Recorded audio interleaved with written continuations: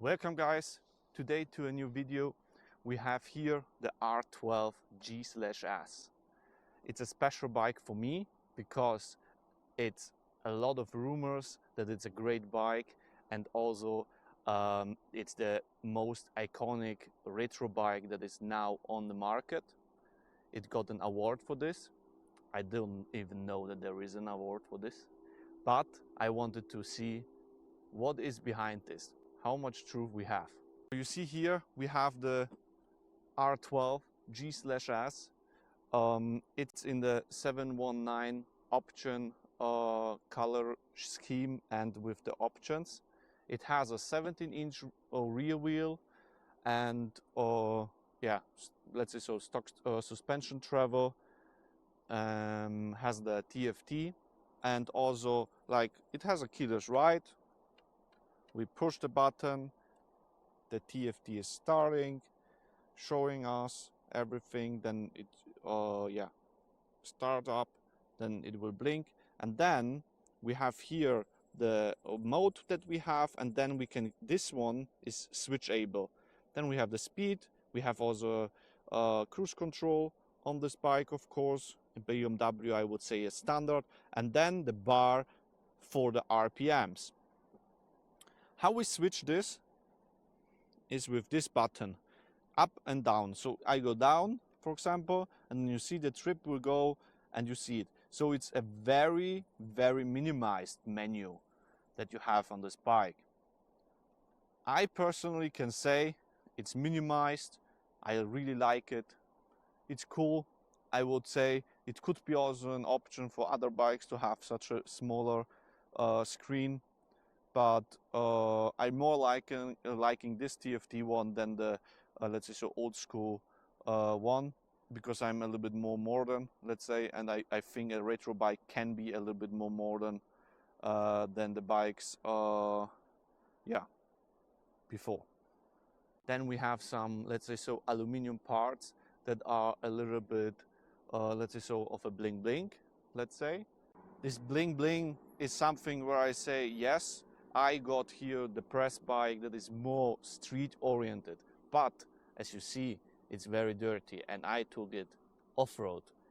Yes, it was a gravel road, and also a little bit more heavier, let's say so, gravel road with this press bike. And I can say I was, in the first second, I was very impressed about this bike. Really, when I got to the off-road part, I was really impressed. After a day of riding, I made already a conclusion what is nice and what is not so nice. But this is something we will find out during this video. We have also the geometry, how you stand. I got a very good feedback. How is it in seating position, and how is it when you ride off-road, uphill, downhill? And this is something where I say there are some minus points about the geometrics.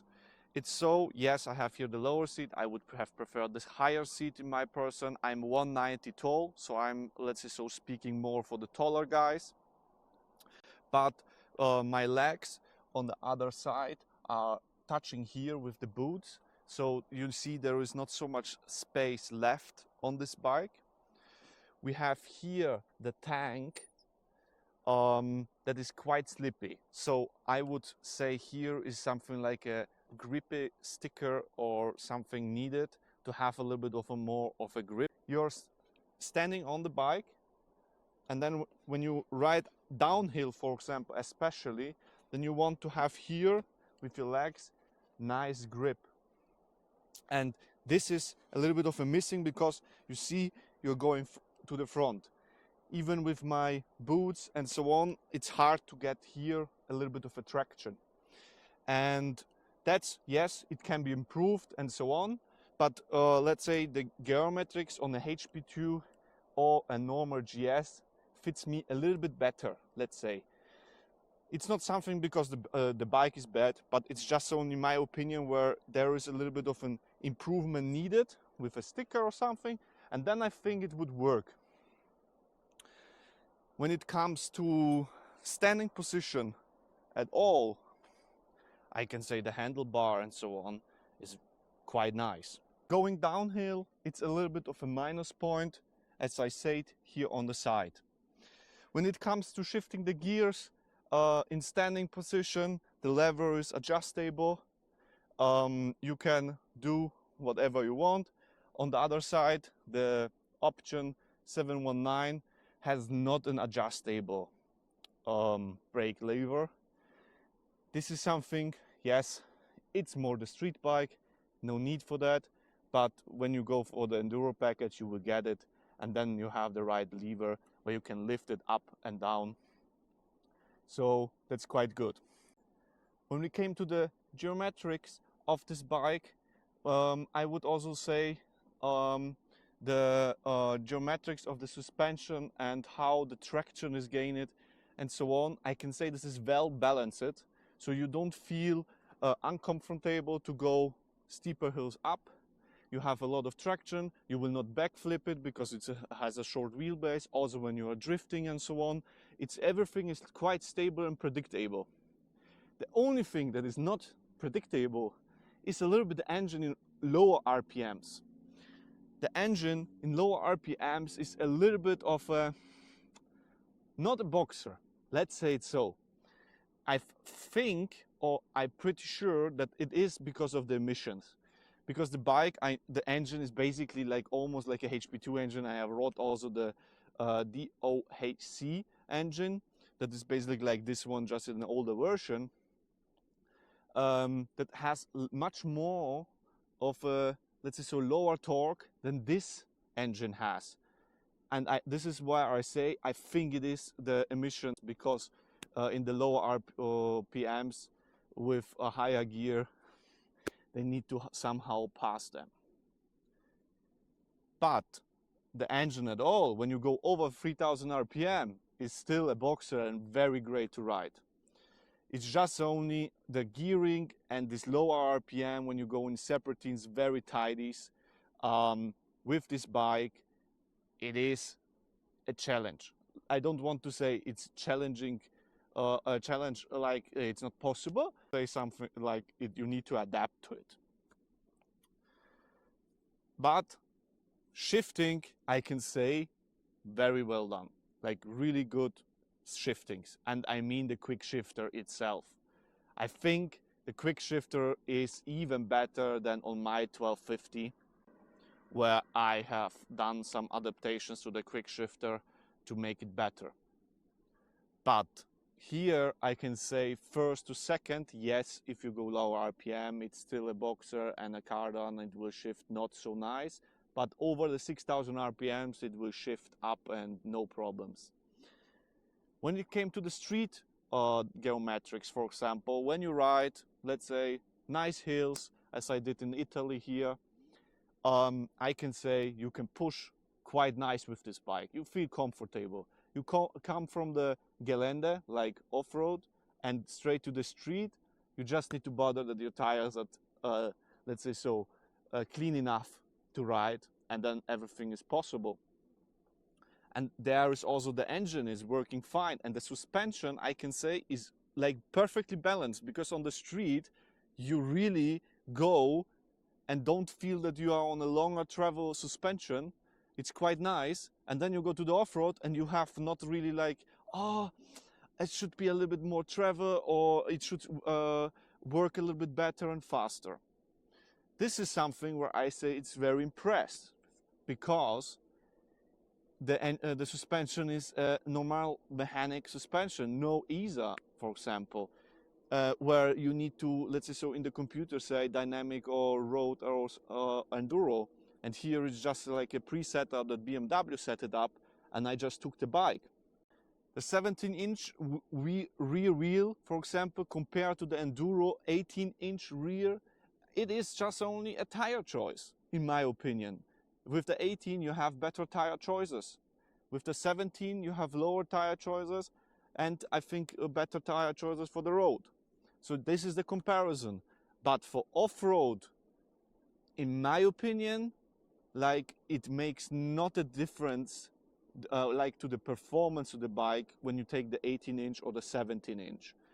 Because yes, with the 18-inch you can go a little bit better because higher, bigger diameter, you can get over obstacles.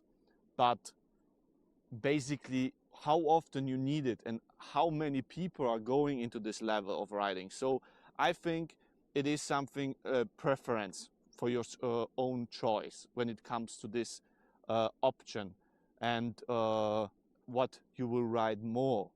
If you ride more, let's say so, TETs, then I would say the 18-inch with an enduro suspension makes sense. But if you're not tall, you can go straight to the normal suspension and the normal 17-inch wheel, and you will be also happy. So that's something, as I say, it's a personal preference. I have ridden all with this bike on the original Metzler Karoo Street that I would say is a 70-30% tire. But for this will make another video just specific about the tire, but I can say it's a good all-rounder for street and off-road when the bike is supplied. So very good choice to BMW. When it comes now to the color choices that you can make, I was able to share my travels also with another R12 driver that had a black R12, where I personally can say is like my second choice when it comes to the R12s. The first would be the white one, just like nostalgic or traditionally. Here I can say this let's say so nice seat, this let's say so imitating leather. Yeah, it didn't change its color, it's nice. This is also, let's say so, quite nice. But for me, for example, not the person that likes really red color, so the frame, for example, in red is not really mine, but it's a very great looking bike. And in the mountains, in this autumn vibe, this color is really nice matching. From the fabrication and so on, it's a BMW standard, so I don't have really a complaint that quality is an issue on this bike or cost saving. I can say they put really some efforts in. They put really nice also effort in to come back to this traditional HP2 area. But it's not a HP2. That's something clear. It was never also advertised from BMW that it is an HP2. It is just a announce or like a retro bike to the R80 G/S. And this is something it fits very well. Why it doesn't fit to a HP2, for example, to the very, very strong enduro-oriented bike is just only because it can take luggage, it's heavier, and when we came to the weight, it is also something where I say, you don't feel it. So it's just only paper. Because it's a BMW, it has a low load of weight in the, let's say so, lower center of gravity. The HP2 Enduro was very light. To make this bike today, it would cost a lot of money, like double than this R12 to make it for mass production, and then it will be quite difficult to make it like it was. Yes, I know the 800X Rally from Kove, but that's a different story, right? But what this bike is better is the suspension. HP2 didn't have a really good or favorized suspension. This one, I can say, is one of the suspensions that BMW, I can say, made since years. That was where I say the best or very good one. I would even say this one is the best. Even, I know, it is quite similar to the F900 GS suspension, so I would say both are on the same level, but I can say this one is really good. I just bottomed it out like 2 times, but this was like really where I say, yeah, okay, it's the street version. On the enduro version probably it wouldn't happen. The lights, for example, I can say it's quite retro. The front light is working very well, has new technology inside. You can do and see everything with it. I was also driving in the dark, so I can say it fits well. When it comes to wind protection, I would say don't expect much from this. Wind protection is something, for that you should go for the F900 GS. If you want to have a boxer but with an enduro ability or off-road ability, then the R12 is your bike. So, because I had a nice talk with a guy on my trip, best regards to this guy, he has a 701 and a 1250 GS, for example. And he was asking me, like the R12, if it would be something I would buy and how my feelings, like what I told you before. And I said, when you buy an R12, you will not use or need the 701, but you will have the R1250 GS, for example. If you buy the F900 GS, you will have not the 1250 GS, you will have the 701. Why I say that is because I think this is where this R12 is a little bit heading. It should be like a, let's say, city bike with off-road abilities, or you take it just only off-road and have no really comfort to it. And if you want to go to the Alps, you take your 1250, for example, or 1300. Even this bike would suit both and would be great, but let's say so people want to have a little bit more comfort, they take luggage with them, because for Alp tours they take normally more than for example, TED riding. But that's of course only my opinion, and I'm very open to hear your opinion to this bike, what you think, how you maybe make the decision to buy it. Have you maybe let's say so thought about it? Have you maybe thought to sell your HP2 Enduro for this bike? Or have you like, yeah, considered to change it for, or like change your F900 for this bike? Like, I'm very open to hear that, because the Boxer is quite a strong brand in BMW. Like, it's very nostalgic, and something like this without a T-River was long time missing. And as probably some of you know, I'm building at the moment also like a beast of a Boxer bike, but that's, let's say so, more custom and different than everyone else would do it. But I can say I really like this bike. I would just only change some things. Also, what is very, like, the biggest topic where I thought, like, who has allowed this to the street is you can lock the steering head. Yes, but it's manually. You have a keyless ride, but it has a manual steering lock and a manual normal lock for the fuel tank. So this is something where I say, why? Why? Is there a cost saving, or they wanted to have it more retro and this is why? Or I don't know, but I don't feel it like, why is it like that, how it is? And then also you can lock the steering, and then you can start the bike and ride. So there is a potential failure. I have seen already a failure on a reel where someone failed because he started his bike and jumped it on and wanted to ride, and he crashed because his steering lock was locked and the bike started. Where I say, like, a normal lock is not doing that, but maybe I'm wrong. But I see this a little bit of a, yeah, potential crash. But BMW will sell some parts. So, yeah, this was a little bit of my opinion. And I will do another video, like specifically a shorter one, what I like, what I don't like about this bike. This was the longer version. I hope you like it, this version. I hope you like it, the scenery that you have seen. And I'm very happy when you would like, subscribe and comment to this video. It would push me, myself, a little bit up, and also help me to get maybe other press bikes from BMW or other brands too. So thank you very much for watching. See you next time. Bye.